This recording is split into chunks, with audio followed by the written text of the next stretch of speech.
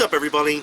Josh Armijo here. I hope everybody's doing good and well and stuff. I got a very special video to be doing for you guys today, and I'm going to be talking to you about some highlights of a very, very active and fun-filled metal weekend within the state of Texas, preferably here in my hometown of San Antonio and in Austin, Texas.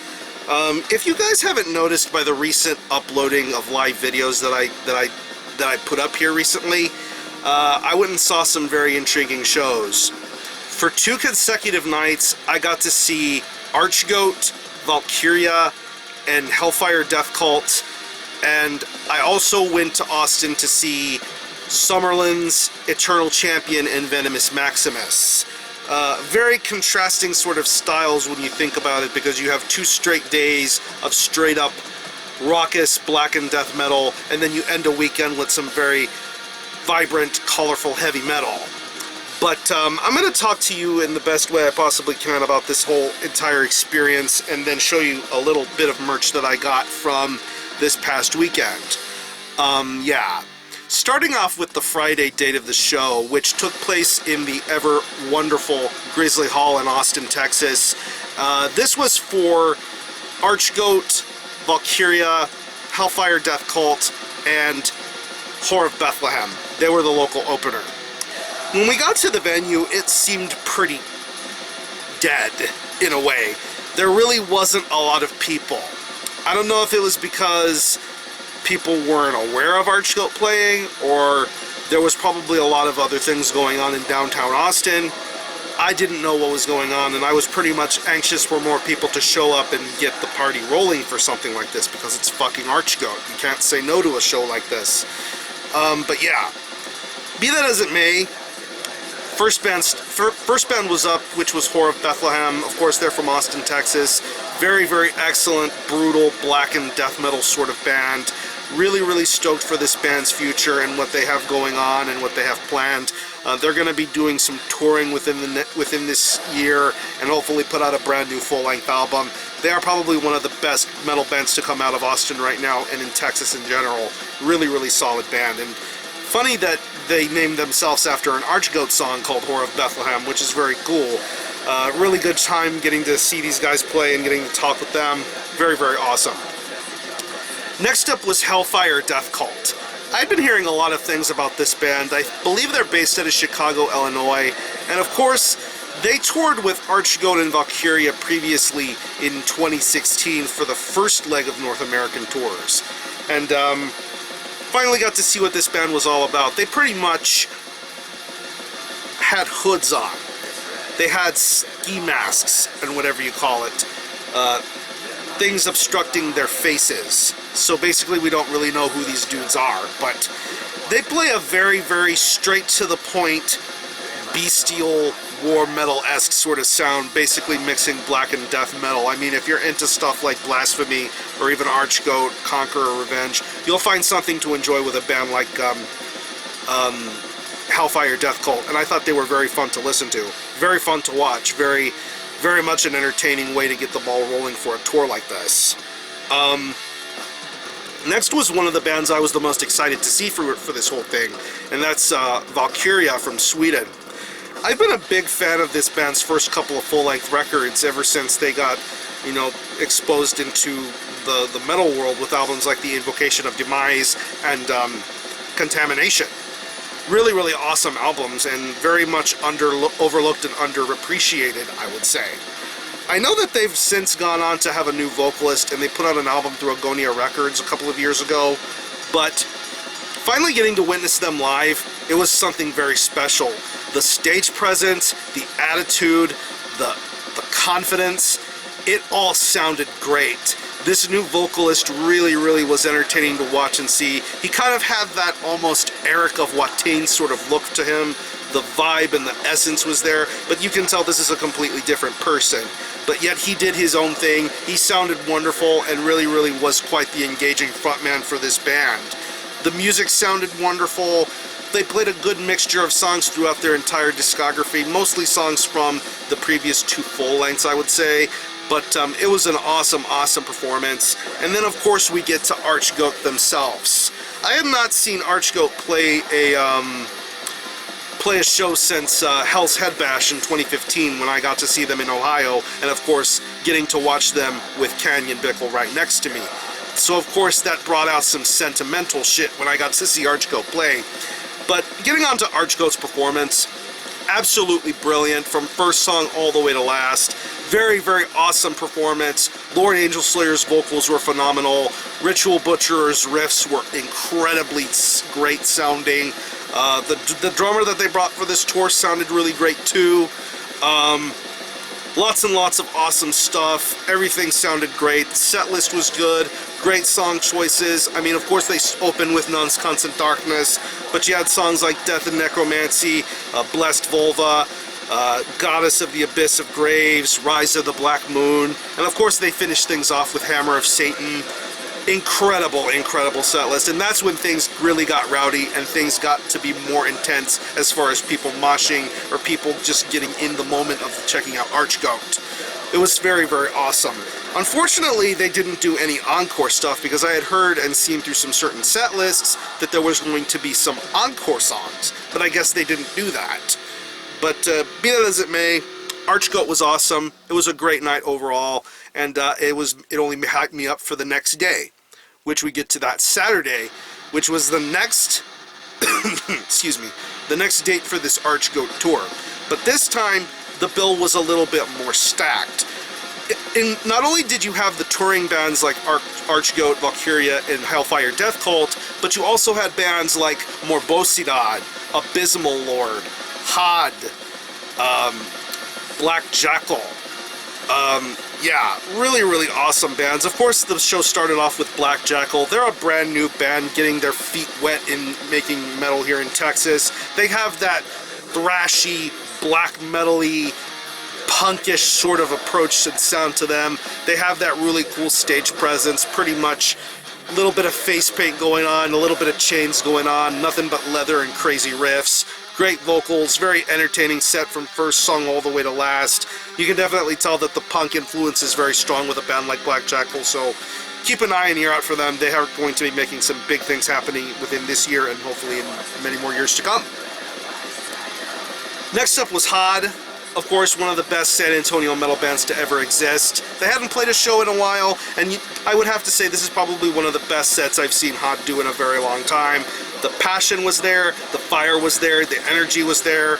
Songs from Book of the Worm, Serpent, Split stuff, and makes me excited to see what the future is going to be for HOD. I'm glad that they have that fire and intensity again to play a set like that. It was so cool. Next up was probably one of the more anticipated bands for me of this San Antonio date, and that was ABYSMAL Lord from Louisiana. Another band I hadn't seen since the Hell's Head Bash show a couple of years ago. And oh boy, it sounded great. The guitar tone is what really won me over the most. That's when things got to begin more rowdy, a lot of pitting, a lot of crowd surfing, just a lot of brash intensity because of their set. And it was just something really awesome to see and behold. These guys are so badass for just being a trio, and it was really wonderful to hear and see this band do their thing and make great noise possible. And then of course we get to the ever wonderful MORBOSIDAD. I fucking love those guys. They are seriously one of the best in the world. Great live set, great energy, great momentum, great songs, just a lot of awesomeness. Tomas Stench being the incredible frontman that he is.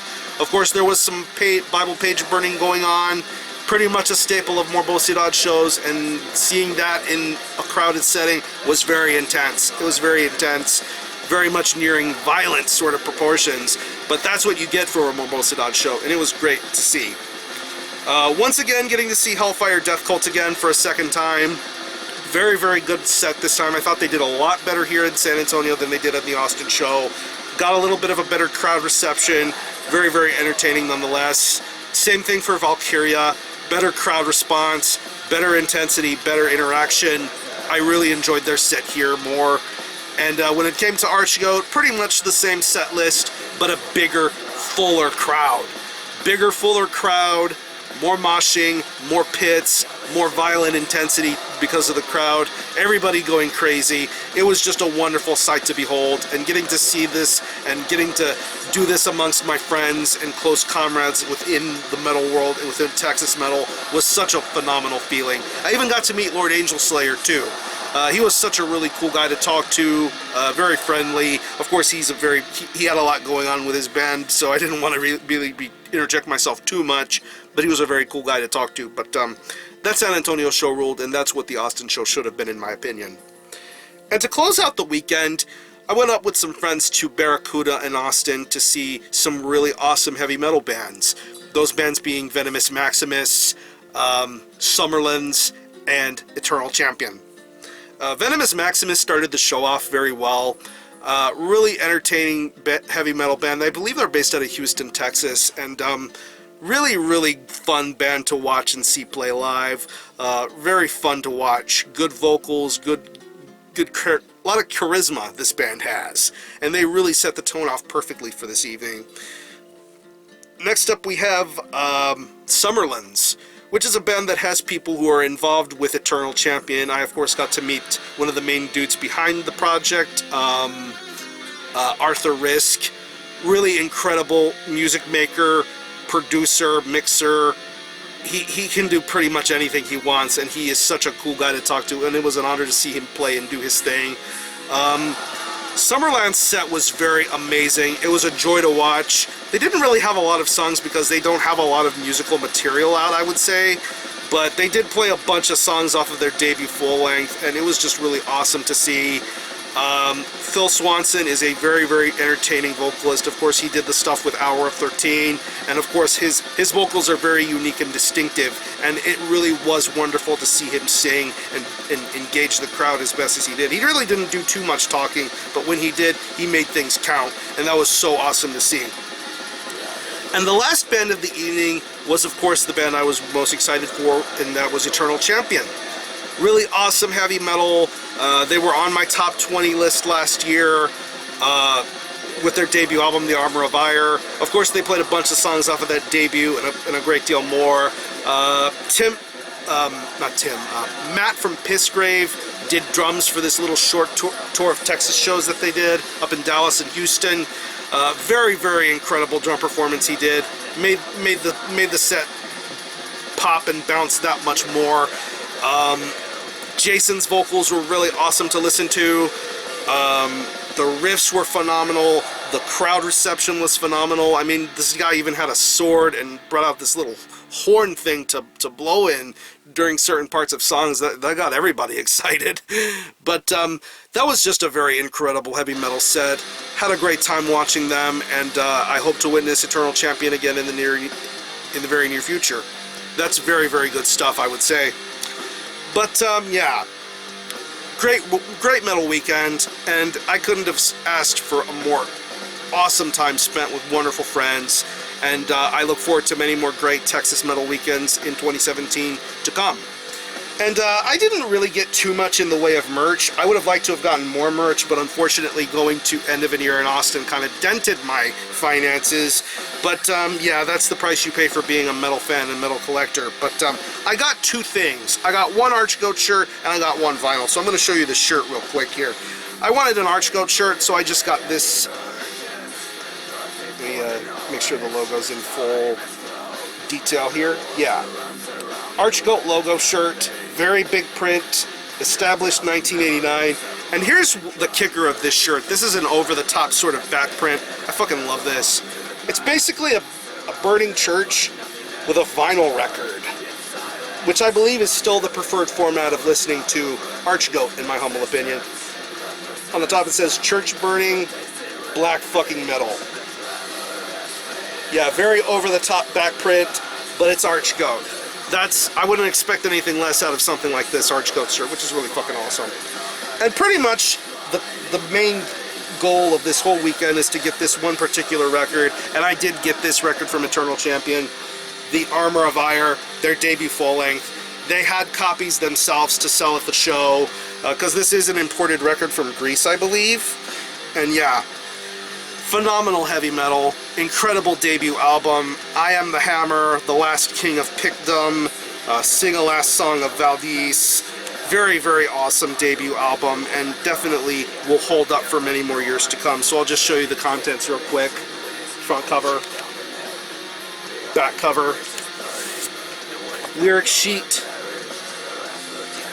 credits, and thanks and all that stuff. And I believe this is limited to 500 copies, and they have the standard black vinyl version. It's a pretty thin vinyl record, I should say.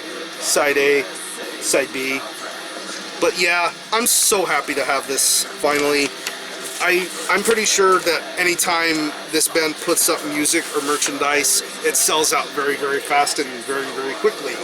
But I'm glad I was able to get a hold of this.